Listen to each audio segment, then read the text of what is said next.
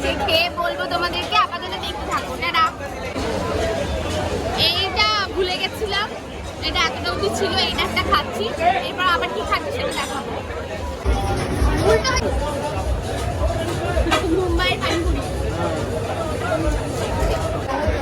আরে ভিডিও এই যে এরপরে আবার শুরু করেছি কালাঘাটের ম্যাঙ্গো ঘুগনি, মুম্বাই স্পেশাল। সব জায়গাতে পাওয়া যায় না, তবে কেমন